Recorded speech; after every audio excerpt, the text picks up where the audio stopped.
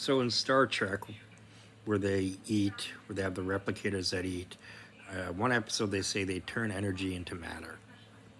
So they, in the holodeck, where they have the real life experiences, that's like a grid of energy that's partially or temporarily converted into matter, but it's not real. It's not real matter.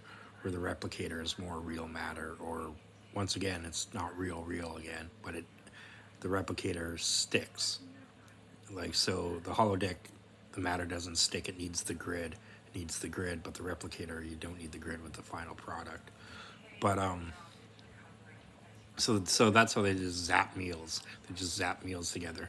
This brought me to a particle discrimination, though, a way to organize particles and look for particles that you can turn into energy and then turn back into matter and possibly eat as well as particles that come from one form of matter and when converted into energy produce a different type of matter, or even more than one type of matter if there's more than one way of processing the particle there.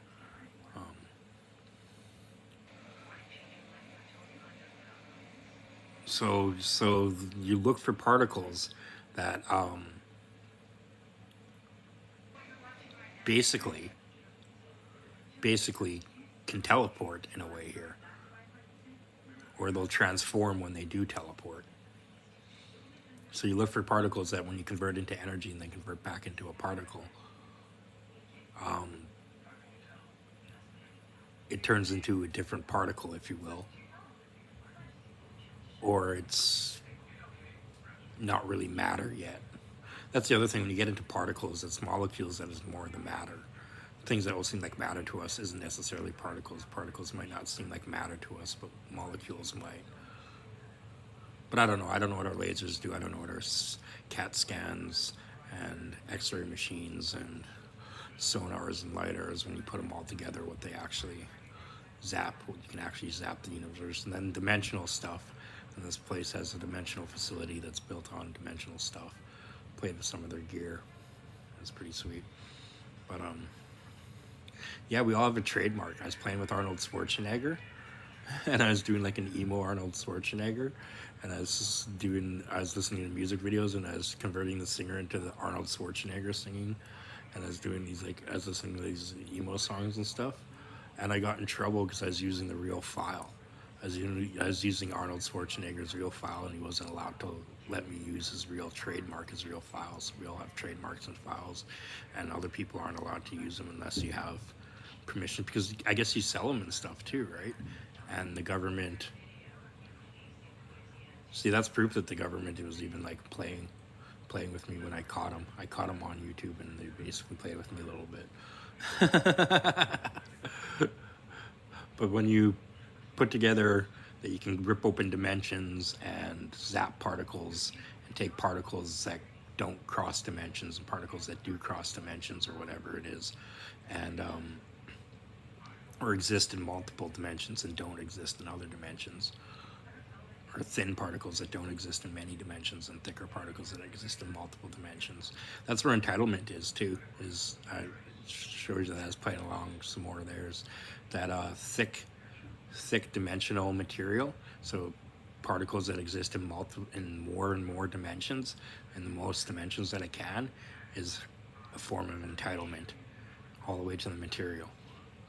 And like Heaven's Gates has really thick dimensionally existing materials. So like its gates don't look like an iron gate. It looks like Heaven's Gates compared to our thinned out. And then vegetables and stuff, exactly. Vegetables and stuff are going to be, and that's the thing. When you get older, you get the thicker stuff, or you get richer. You get older or richer, you get the thicker stuff. But yeah, so looking for particles that you can zap, turn into energy, and turn back. And then exactly, if you get a different form of matter, though, you can zap that into energy and see what sort of matter you get back. Or if you're just getting a residue there or something, whatever it is, that you get the same thing back. You get the same thing back, and then you just get a residue after a while, or whatever it is. That could be interesting too. if you could eat it or not, make things with it or not. Yeah, if it conducts electricity or not, or if you can get it to conduct electricity or not.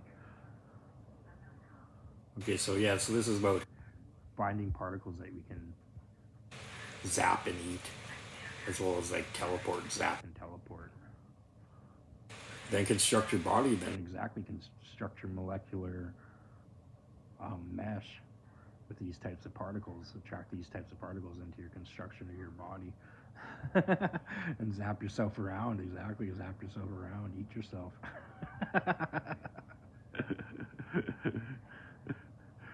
Yeah, eat yourself and regenerate and zap yourself around, refabricate or whatever, refabricate your particles into your molecular meshes or however it might work there.